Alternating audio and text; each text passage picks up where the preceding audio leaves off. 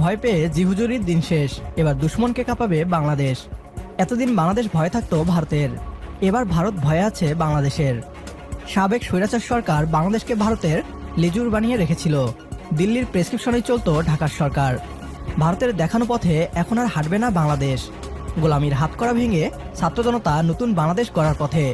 সামরিকভাবে দুর্বল করে রাখা বাংলাদেশ এবার ঘুরে দাঁড়াতে শুরু করেছে। বাংলাদেশের হাতিয়ার কেনা দেখে এবার ঘুম হারাম পশ্চিমবাংলার মিডিয়ার। তাদের দাবি পাকিস্তান থেকে হাতিয়ার আমদানি করা তো ছিল নতুন বাংলাদেশের ছোট্ট একটা ট্রেইলার। আসল পিকচার তো এখনও বাকি আছে। এবার বাংলাদেশে ঢুকবে আমেরিকার হাতিয়ার। নতুন বাংলাদেশের শক্তিশালী সামরিক বাহিনীর হাতে আসছে মার্কিন হাতিয়ার। ভয়ে কাঁপছে ভারতীয়রা। কেন ছাত্র জনতার নতুন বাংলাদেশকে নিয়ে আতঙ্কে রয়েছে পশ্চিমবাংলার মিডিয়া? জানি না।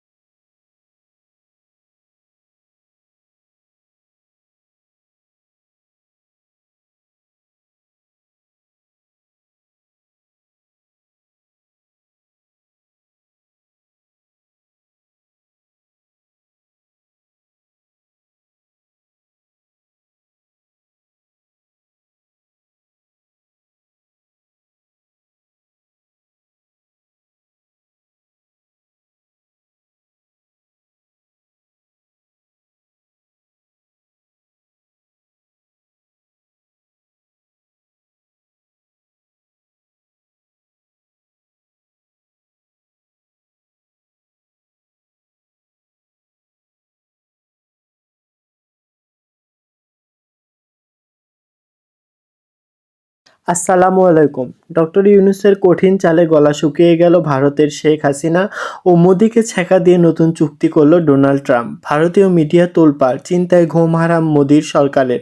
এদিকে ডক্টর ইউনূসের অ্যাকশনে দিশেহারা শেখ হাসিনা। আওয়ামী লীগের নেতাকর্মীদের কি নিউজ দিলেন ডক্টর ইউনূস, যা দেখে আত্মহত্যা চেষ্টা শেখ হাসিনার? জানা গেল আসল খবর।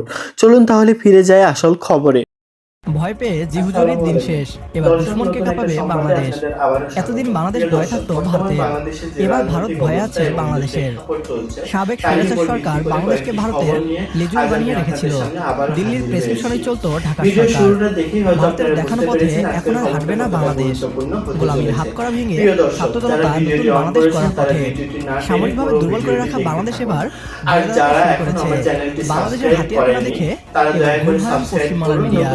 তাদের দাবি পাকিস্তান থেকে হাতিয়ার আমদানি করা তো ছিল নতুন বাংলাদেশের ছোট্ট একটা ট্রেইলার। আসল পিকচার তো এখনো বাকি আছে। এবার বাংলাদেশে ঢুকবে আমেরিকার হাতিয়ার।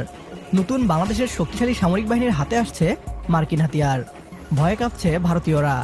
কেন ছাত্র জনতার নতুন বাংলাদেশকে নিয়ে আতঙ্কে রয়েছে পশ্চিমবাংলার মিডিয়া? বিস্তারিত থাকছে আজকের এই ভিডিওতে।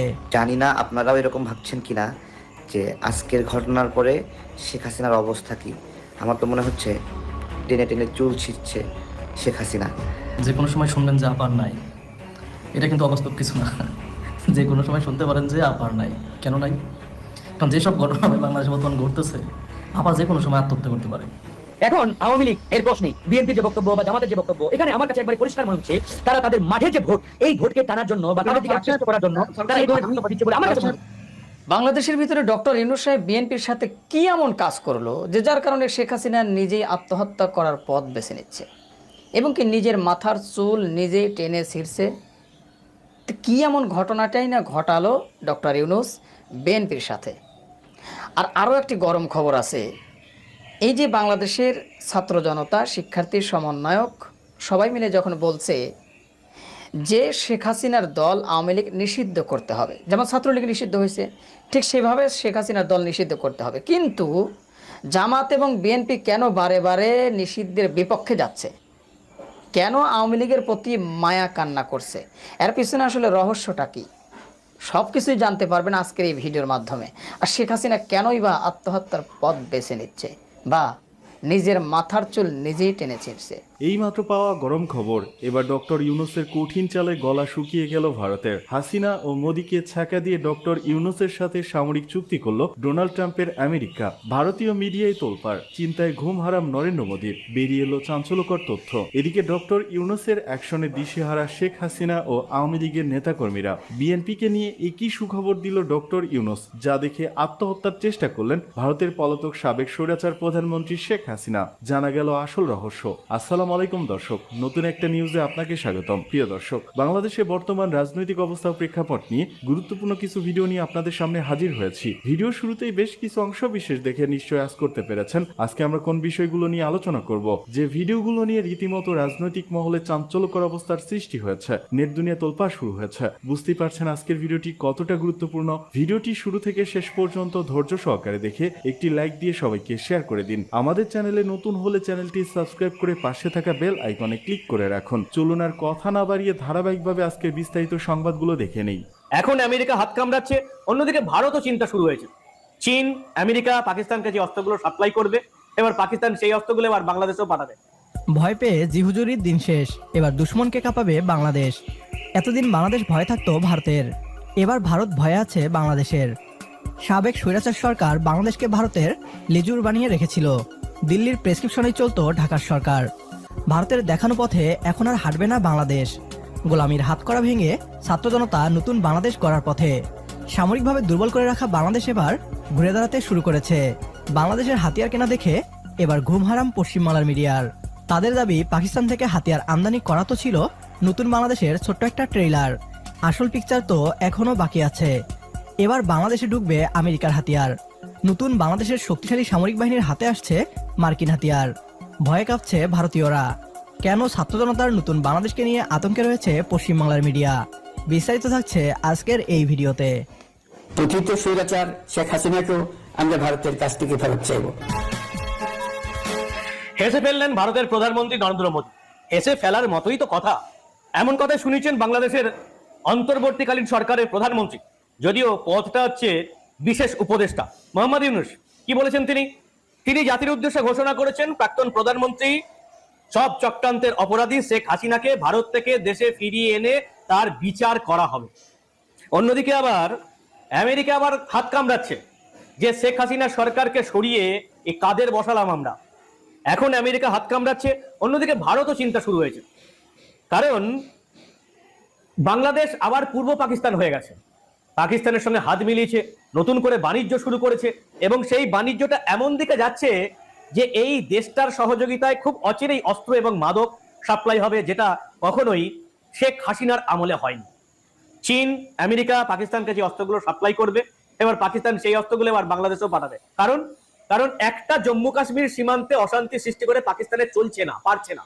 ফলে এবার যদি এই যে বাংলাদেশ পুরো সীমান্ত লাগোয়া, আপনারা জানেন ভারতবর্ষের একটা বড় অংশ শুধু বাংলাদেশ সীমান্ত লাগোয়া, 7 সিস্টার আছে এর মধ্যে। এখানেও যদি গন্ডগোল লাগানো যায় তাহলে ভারতকে ব্যতিব্যস্ত করে রাখা যাবে। পাকিস্তানের যুবক সমাজের মতো বাংলাদেশের যুবক সমাজকেও যদি ভারতের বিরুদ্ধে খেপিয়ে তোলা যায় তাহলে পাকিস্তানের এজেন্ডা সম্ভব হবে। এতদিন ভারত পরিকল্পিতভাবে ইচ্ছা করেই বাংলাদেশের সামরিক বাহিনীকে দুর্বল করে রেখেছিল। বাংলাদেশ সেনাবাহিনীর সামরিক চুক্তিগুলোতে ভারতের নাক গলানো ছিল অতি স্বাভাবিক। বাংলাদেশের সামরিক বাহিনীকে জোর করে ভারতের তৈরি থাটকা হাতিয়ার কিনতে বাধ্য করা হতো। ভারত বাংলাদেশকে নিজেদের সবচেয়ে কাছের বন্ধু বলে দাবি করে, অন্যদিকে বাংলাদেশের সামরিক বাহিনীর শক্তি বৃদ্ধির বিরোধিতা করে। বন্ধুদের শক্তিশালী হওয়ায় খুশি না হয়ে ভারত উল্টো আতঙ্কে আছে। এ সবকিছুই ইঙ্গিত করে ভারত মনে মনে বাংলাদেশকে বন্ধু ভাবে না, বরং দুশ্মন মনে করে। এবার বাংলাদেশ ভারতকে দেখাবে দুশ্মন কাকে বলে, কত প্রকার এবং কি কি। ভারতের আসল চেহারা এখন ফাঁস হয়ে গিয়েছে সবার কাছে। আমাদের দীর্ঘদিনের দাবি ছিল বাংলাদেশ সামরিক বাহিনীকে শক্তিশালী এবং আধুনিকভাবে গড়ে তুলুক। ডক্টর মোহাম্মদ ইউনূস সেটাই করছেন। বাংলাদেশের সামরিক শক্তি বৃদ্ধিকে সমর্থন করলে কমেন্ট বক্সে ইয়েস লিখে জানিয়ে দিন আমাদের। জানি না আপনারাও এরকম ভাবছেন কিনা যে আজকের ঘটনার পরে শেখ আসসালামু হাসিনার আলাইকুম। অবস্থা কি। দর্শক, আমার তো নতুন মনে একটা হচ্ছে সংবাদে আপনাদের টেনে আবারও টেনে চুল স্বাগতম। ছিঁড়ছে প্রিয় দর্শক, শেখ বর্তমান হাসিনা। বাংলাদেশের যে দেখেন, রাজনৈতিক অবস্থা যে এবং দুজন যে ব্যক্তিকে শেখ প্রেক্ষাপট হাসিনা চলছে, তারই বলল যে উপর ভিত্তি পদ্মা করে সেতু থেকে কয়েকটি ফেলে খবর দিবে নিয়ে কিভাবে। আজ আমি আপনাদের আজকে সামনে আবারও হাজির রাষ্ট্রের হয়েছি। গুরুত্বপূর্ণ প্রোগ্রাম ভিডিও সেনাবাহিনীর শুরুটা প্রোগ্রামে দেখেই হয়তো আজকে আপনারা বুঝতে পেরেছেন মধ্যমণি হলো আজকের বেগম খবরটা খালেদা জিয়া কতটা আর গুরুত্বপূর্ণ ডক্টর হতে ইউনূস স্যার। চলেছে। প্রিয় দর্শক, শেখ যারা হাসিনা ভিডিওটি অন কি করেছেন করবে তারা আমি ভেবে ভিডিওটি পাচ্ছি না না। টেনে পুরো ভিডিওটি বেগম দেখতে খালেদা থাকুন। জিয়াকে আর যারা শেখ এখন হাসিনা আমার এতটাই চ্যানেলটি অপছন্দ করতো সাবস্ক্রাইব করেননি যে তারা দয়া করে তাকে সাবস্ক্রাইব যার করুন পরনাই নতুন অসম্মান নতুন করেছে। খবর এবং আপডেট পেতে। তো দর্শক, বেশি আমাদের কথা আর ইউনূস বলবো স্যার না, ওনাকেও চলুন এতটা দেখে অপছন্দ আসা যাক করতো কি আছে যে আজকে তার কথা আমাদের শুনতেই পারতো না। তাজা খবর। তাকে চলুন। সুদখোর, ইউনূস স্যারকে বলতো সুদখোর, আর হলো বেগম খালেদা জিয়াকে বলতো এতিমের টাকাচোর। দুইজন ব্যক্তিকে কি সুন্দরভাবে ব্লেমিং করেছিল এবং মনের যত ঘৃণা আছে সব ঘৃণা দিয়ে শেখ হাসিনা এই কথাগুলো বলতো। তার কোনো ঘৃণা অবশিষ্ট রাখতো না, সব উদ্গীরণ করে দিত। অদ্ভুত বিষয়। বেগম খালেদা জিয়াকে শেখ হাসিনা কেন অপছন্দ করতো, কেন? এটা অন্যতম কারণ যে বেগম খালেদা জিয়াকে মানুষ যে পরিমাণ ভালোবাসতো, শেখ হাসিনা এই ভালোবাসাটা কোনোদিন পায় নাই, কোনোদিন পায় নাই। হ্যাঁ, এবং বেগম খালেদা জিয়ার সাথে কোনোদিন নির্বাচনে হারা যেত তো দূরের কথা, শেখ হাসিনা একাধিকবার মানে বিএনপির প্রার্থীদের কাছে হেরেছে, একাধিকবার হেরেছে। তার বাপের মানে খুঁটিগাড়া যে আসন, ঢাকার আসনটি সাদেক হোসেন খোকা ভাইয়ের সাথে নির্বাচনে হেরেছে, সম্ভবত প্রায় 27-28 হাজার ভোটের পার্থক্য হয়েছিল। তো এত মানে শেখ হাসিনার রাগ কেন? শুধুমাত্র এই যে মানুষ কেন বেগম জিয়াকে ভালোবাসে। দেখেন, বেগম জিয়াকে ঘৃণা থেকে তাকে মানে স্পেসিফিক প্রমাণযোগ্য কোনো মামলায় কোনো ফাঁসাতে পারে নাই শেখ হাসিনা। কোন মামলা না, সেটা আজকে যেটা বের হলো যে যে নাইকো মামলায় বেগম জিয়াকে ফাঁসিয়েছিল সেটা তো ভিত্তিহীনই, বরঞ্চ সেই মামলায় শেখ হাসিনার সম্পৃক্ততা ছিল। মানে শেখ হাসিনা নিজেই করাপশন করেছিল ওই মামলায়, ওই নাইকো দুর্নীতিতে। হ্যাঁ, আর এতিমদের টাকার বিষয়ে যেটা, ওই টাকাটা মানে আমরা সবাই কম বেশি জানি। সবচেয়ে গুরুত্বপূর্ণ যেটা দেখেন, যে এতিমদের টাকা চুরি করার ব্লেম দিল জিয়া অরফানেজ ট্রাস্ট মামলা, সেই মামলাতে তাকে এতিমদের টাকা চুরি করার ব্লেম দিল। আচ্ছা, ভালো কথা, এই টাকাটা খরচ হয় নাই, এই টাকাটা আসলে চুরি হয় নাই, এক অ্যাকাউন্ট থেকে আরেক অ্যাকাউন্টে জাস্ট স্থানান্তর হয়েছে, এবং স্থানান্তর হওয়ার পরে অক্ষত টাকা রয়েছে বছরের পরে বছর। সেই টাকাকে চুরি হিসেবে উপস্থাপন করলো। প্রথমে বিচার দিল, রায় দিল, শেখ হাসিনা বেগম জিয়াকে জেল দিল। এরপরে আপিল করলো বেগম জিয়া, সেই আপিলে আবার দ্বিগুণ জেল দিল, জেলটা বাড়াই দিল। মানে কোনো লজিক ছাড়া মানুষকে জেল দেওয়া যায়, জুলুম করা যায়, নিপীড়ন করা যায়, এর উজ্জ্বল দৃষ্টান্ত হলো শেখ হাসিনা, এর উজ্জ্বল দৃষ্টান্ত। আজকে সত্যিকারের অপরাধীকে তা তো প্রমাণ হয়ে গেল। ঐতিহাসিকভাবে যদি বর্তমান ঘটনাটা বাদ দিয়ে ঐতিহাসিক বিবেচনা করেন, যে আমরা বেগম জিয়ার শাসনামলে 1995-96 সালের একটা ঘটনা আছে, 2006-এর দিকের একটা ঘটনা আছে, দুটা ঘটনা। এবং শেখ হাসিনার ঘটনা কি? শেখ হাসিনার ঘটনা হলো 2008 থেকে 2024 সাল পর্যন্ত। দেখেন, ভোটাধিকারের প্রশ্নে বেগম জিয়া কতটা নমনীয় ছিল আর শেখ হাসিনা কতটা মানে দুর্বৃত্ত ছিল। যেমন 1996 সালের যে তত্ত্বাবধায়ক সরকারটা আসলো, ওই সময় বেগম জিয়া প্রধানমন্ত্রী নির্বাচিত হলো, নিজে নির্বাচিত হয়ে তত্ত্বাবধায়ক সরকারের বিল পাস করলো, এরপরে ক্ষমতা ছেড়ে দিল। আচ্ছা, এই জায়গায় শেখ হাসিনা যদি নির্বাচিত হতো 1996 সালে, নির্বাচিত হয়ে তত্ত্বাবধায়ক মানে তাকে যদি জিজ্ঞাসা করা হতো তুমি এবার ক্ষমতা ছেড়ে দাও, তাহলে সে থাকতো? বলতেছি দুইজন নেত্রীর জনগণের প্রতি নমনীয়তা, ভোটাধিকারের প্রতি নমনীয়তার কথা বলতেছি। ছাড়তো কিনা সেটা আমরা 2014 সালে দেখলাম, 2018 সালে দেখলাম, 2024 সালে দেখলাম। 2014 সালে সেটা ওই যে 96 সালে বলেছিল যে এটা হলো নিয়ম, মানে 96 সালে যেরকম নিয়ম রক্ষা নির্বাচন করেছিল বেগম জিয়া এবং তত্ত্বাবধায়ক সরকার পাশ করেই ক্ষমতা ছেড়ে দিয়েছিল, শেখ হাসিনাও এরকম 2014 সালে বলছিল এটা নিয়ম রক্ষা নির্বাচন, খুব দ্রুত এটা অন্তর্বর্তীকালীন নির্বাচন হবে। এই যে দেখেন, এইটা বইলে প্রতারণা করে সেই 14 থেকে 18 পর্যন্ত রয়ে গেল, এরপরে 24 পর্যন্ত রয়ে গেল। এটা হলো মানে জনগণের ভোটাধিকারের মানে প্রতি সম্মান বোধ দুইজন নেতার। ঠিক আছে, এটা হলো একটা পার্থক্য, যে একজন হলো মানে জনবিরোধী, জনগণের মতামতকে সবসময় উপেক্ষা করছে, ভোট চুরি করছে, আরেকজন জনগণের মতামতকে সম্মান করছে, কইরা ক্ষমতায় এসেও ক্ষমতা ছেড়ে দিয়েছে। এই যে মহান হয়ে যাওয়া, এইখানেই বেগম জিয়া এবং শেখ হাসিনার পার্থক্য। আরেকটা পার্থক্য আছে শেখ হাসিনার মানে ক্যারেক্টার নিয়ে, সেটা হলো এরশাদের সময়।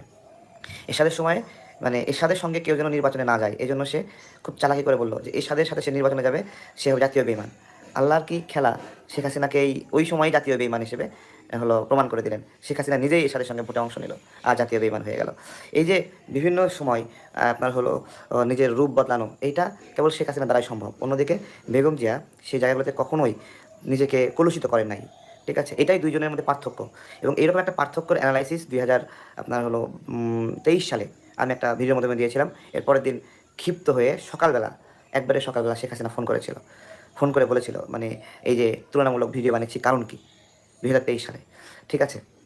তো আজকে যে প্রোগ্রামটা হলো এই প্রোগ্রামটা কয়েকটা বার্তা দেয়। যেমন এই প্রোগ্রামে বৈষম্য বিরোধী আন্দোলনের নেতৃবৃন্দ বেগম জিয়াকে অত্যন্ত রেসপেক্ট করেছে, পাশাপাশি ইউনূস স্যার তিনি তো রেসপেক্ট করেছেন, উপদেষ্টারা রেসপেক্ট করেছে।